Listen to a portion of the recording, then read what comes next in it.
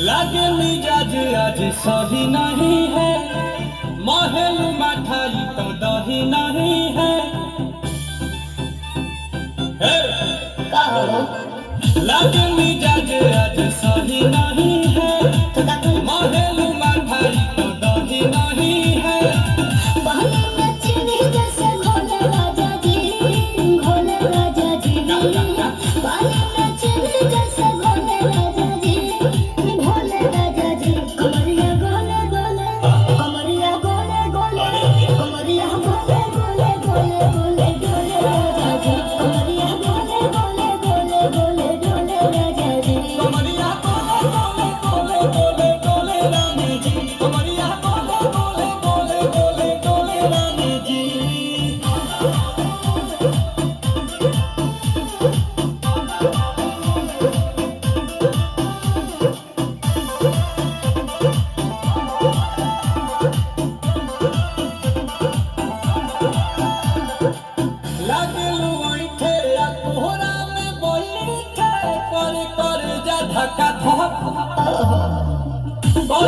झूठे की जाला उठे हो खेला हमारा कसम।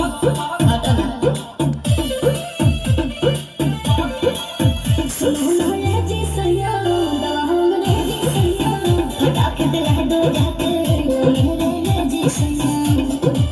बातें तो मीठी मीठी बोले राजा जी, बोले राजा जी।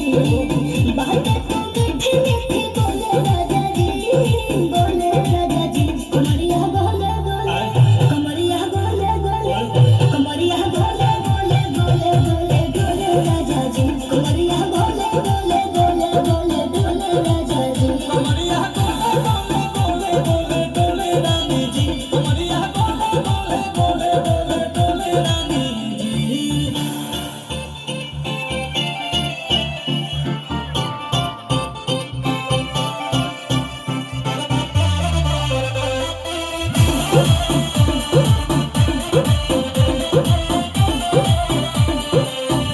हो हसीना इशारों के बिना सीना से जादुआ के साथ होला ए रानी गौरव जवानी पानी पिए लुगाटा कहत।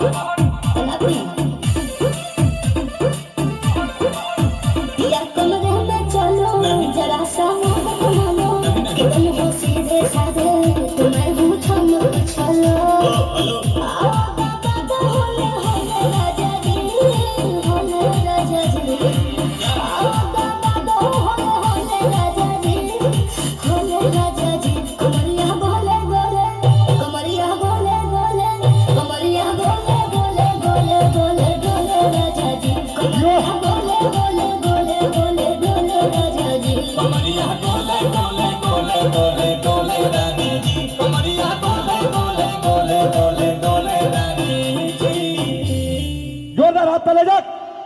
Thank you.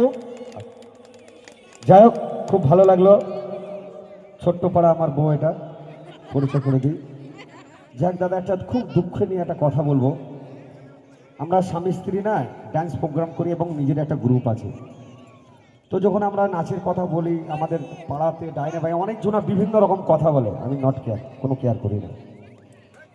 তো আমি তাদেরকে বলছি, এখানে তিনারাও কেউ আছেন এখানে, আমি তাদেরকে বলছি আমরা চুরি করে খাচ্ছি না, আমরা ডাকাত করে খাচ্ছি না। আমি সচ্চা একটা মানে ডান্স মা সরস্বতীর কৃপায় আমরা করে খাচ্ছি, সচ্চা ইমানদার রাস্তায় চলছি।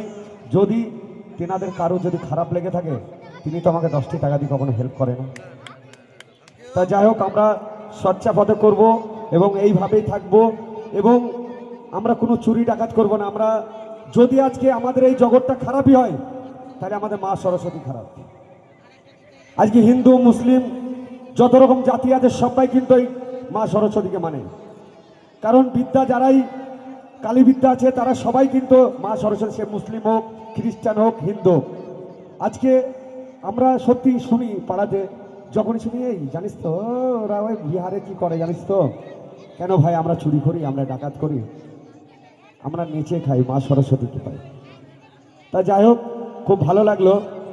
এই ছোট্ট মেয়েটার ডান্স দেখে খুব ভালো লাগলো। আমি আশীর্বাদ করি যে বৌমার হাতে যেন দু চারটে ঝাঁটার বাড়ি খেতে পারো। খুব সুন্দর ভালো লাগলো। যাক, প্লিজ আসেন। আমি মঞ্চে এবার ডেকে নেব মিস নিহা, উদ্র মিউজিক্যাল গ্রুপের সুপারহিট ডান্সার।